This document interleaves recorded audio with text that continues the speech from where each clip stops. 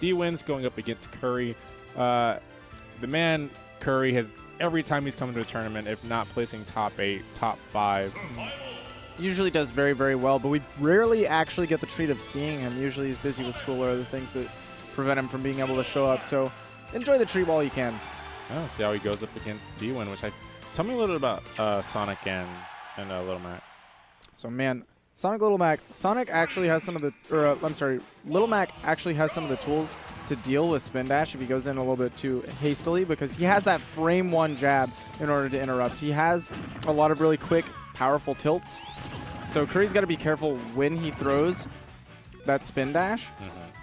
But as per usual with Little Mac, once you put him in the air, he has a big, tough time getting down. So once he does get that spin dash, it should be big damage.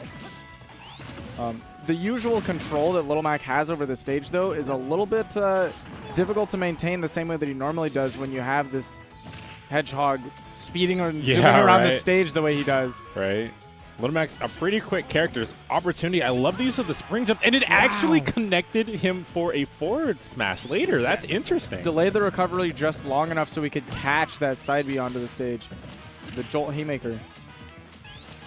But yeah, as you touched on, that once he gets the spin dash and once he's able to get Little Mac in the air, he's able to get a lot of damage. DWIN started out strong, got a quick 25% with that forward smash, but afterwards he got maybe a couple straight hits here and there and wasn't able to get much more. I love the way he's contesting with that forward tilt there, though.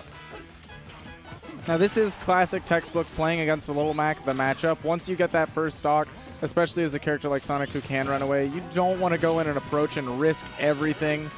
Because he does have strong KO options, just a couple % away from being able to connect a KO and try to run it back, especially when he's got that KO punch meter building, you know, just below. Right. I mean, half right now. He's one forward smash away from taking this stock off of Kurry, possibly even a down tilt to tornado uppercut. So Kurry does need to play careful. He's playing so careful right now. All of these forward airs, and you gotta wonder how Little Mac is supposed to get back from that. Yeah. Maybe if he had his jump left, but I think he got eaten somewhere along that crazy ride that Sonic took him from. Yeah, I think the second forward air was a little bit unexpected from DWIN. Yeah. Man, kudos to Kurry playing that matchup really well, not losing a single stock to a stray hit or. You know, and we talked about DWIN being very patient, and we didn't really see him throw out too many crazy hitboxes. He just got caught trying to contest spin dash more often than not. Right. He does definitely have the tools to contest it, but the timing is more important than anything. Because there is a little bit of invincibility on the startup of that spin dash once he throws the move out. So it's really, really difficult. You got to time your moves really well. I mean, is that all that DWIN can really do in this situation? Is just timing against spin dash? I mean, Little Mac is a pretty quick character on the stage, but what else could he do? I mean, once you get Sonic in a corner, he doesn't have all the time in the world to charge a spin dash, so you can definitely pressure him, but the speed of Sonic makes it difficult to pin down. Yeah, as we're seeing right now, 90% already on DWIN. He has an opportunity here if he gets that KO punch, but already Kurry is setting up these edge guards that he's been getting so much mileage out of. They're overextending or underextending just a little bit. He needs to be careful and not eat this. DWIN is one of the best Little Macs in our region at setting up that KO punch, but there, Kurry immediately getting rid of it with that spin dash. Sonic in the corner now is using these platforms to make sure he doesn't have to deal with all of the pressure that Little Mac can exert, using that platform to get some extra time to charge the spin dash and reverse the situation. Yeah, he's doing such a good job of keeping DWIN out of his face. He gets in and gets out immediately. This gets a little % here and there. Doesn't need too much himself.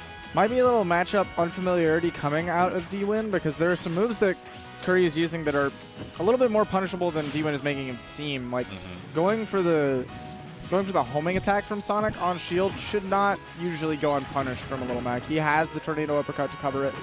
He has up smash out of shield even. What a confirmed, what awareness DWIN had there to get that tornado uppercut and take the stock at 60%.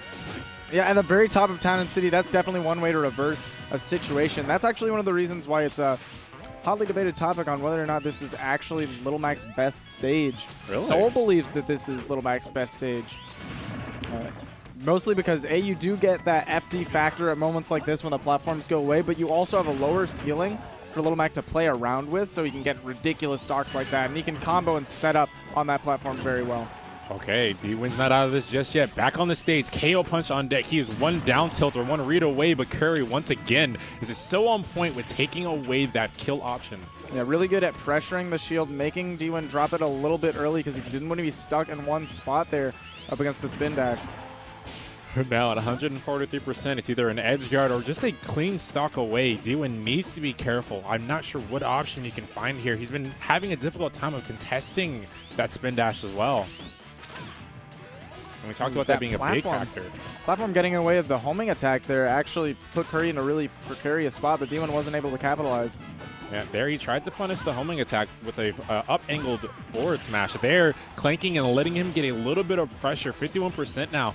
It's possible that with a little more percent, DWIN can take this stock with a smash attack. But I don't know if Kurry's going to give him the chance. Off the stage once again. Here comes the up special, and there goes the stock. Man. Just got clipped out of the jump with that spring. Kurry did a great job we saw in Game 1 as well as Game 2 of using that spring to push Little Mac just a little bit further off to get those edge guards. And really with Little Mac, you don't need all the distance in the world to reset up the edge guards. In Game 1, he used that spring to set up for the forward smash edge guard. Yeah. And in Game 2, just the nick was enough to send Little Mac away. No jump, and he couldn't recover. Yeah, definitely.